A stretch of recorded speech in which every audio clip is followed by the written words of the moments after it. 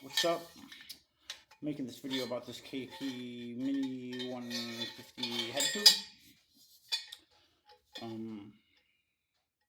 Just gonna show you what's inside the pipe when you cut it apart, like the converter, and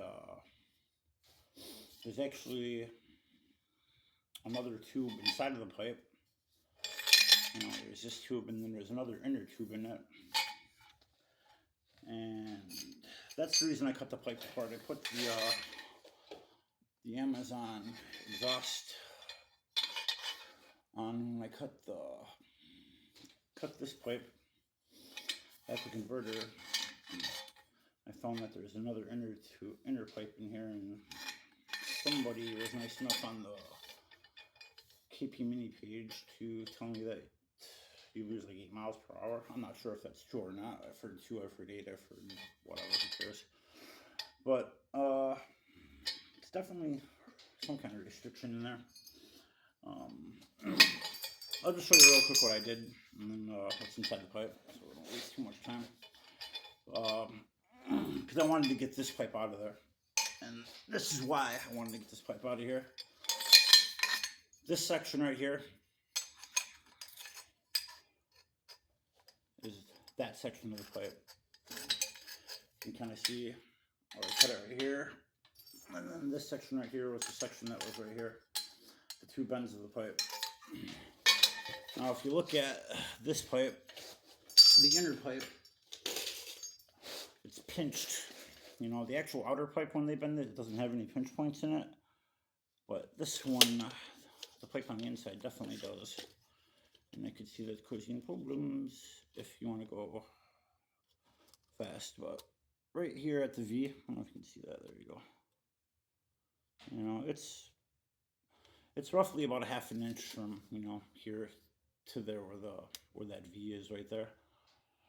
You know, so, and that's your exhaust pipe. Pretty much, that is your main exhaust pipe. I mean, it looks like it's that big, but in real life, it's actually this big. This pipe goes. I can't get it out now, but when I originally did this, I cut this piece off too. That's the thicker metal part that goes into the engine. It's that part. I cut that off too because this part right here actually has this inner pipe welded into it on the inside. So you have to get that out too, inside of there. So you can open that up as well. Otherwise, that's pretty narrow too. It's, you know, this pipe is that, you know, starts right about here. So how I did that, I don't know. A lot of you probably won't be able to do this about tools and a welder and stuff like that, so it's probably a waste of time watching. But for those of you who do have welders and like messing around, I just got in here with a die grinder. Took a while, but I imagine if you had an oxy torch, you could probably cut it out if you're careful. But yeah, I don't know. I would just, you know, get one of those. It wasn't too bad. This metal's pretty soft, so it comes off pretty easy. And I don't know if you guys watching my other videos, but that's the stock pipe. You know, the converter. There's a converter piece right there. I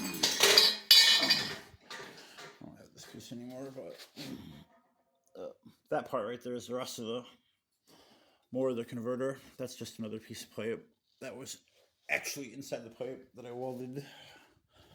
I welded that to that so I could put my gun inside the so I could put the welding gun inside there. Anyway, that doesn't matter. So anyway, if you do decide to try to take this pipe apart, that's what you're getting into. I gotta grind all that out. Oh, one more thing. Then when I cut these, I didn't cut it all the way through. I cut it a few different places. I cut it at the bends mainly, trying to make sure that I'd be able to curve the inner pipe out, like, you know, like so, you know. I cut it here and slide the pipe out. But when I cut it, if you're worried about getting the pipe back together, go in the same spot. When I cut this one, you can see the weld. The weld stops right here and right here, and that's because that's where I stopped cutting it. I only cut the pipe deep enough to get, or I only cut it enough so that this pipe was cut in half on the inside of the pipe, and then I could fish it out. And the same thing, you know, I cut it. You probably wouldn't need to make this cut even. But, oh man. So let me go back for a minute. When you're cutting these, instead of cutting the pipe all the way, just cut deep enough to cut through this pipe, and then you can, you know, leave a little bit connected.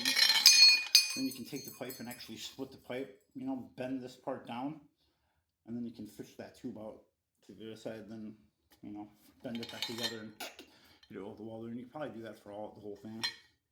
I only did it on that one because it took me that long to figure that out. So if you guys decide to do this, maybe do it that way. I don't know. Anyway, that's what's in there. If you want to do this, grind that out, cut, get out the inner pipe. This is an adapter from Advanced Auto Parts, and that goes into this adapter that I welded together too, and that'll get it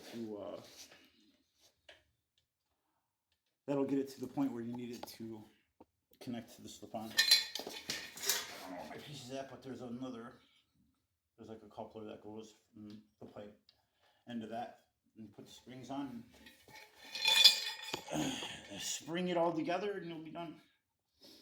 But all in all, I mean, if you like messing around, it's a lot of work. But now the other thing I did too is when I was welding my pipe back together, I kind of treated it. When I was welding my pipe back together, I kind of, as I was going, I was fabbing it up instead of sitting down, you know, kind of low like that. I kind of made it do one of these to get it high off the ground. It's up to you.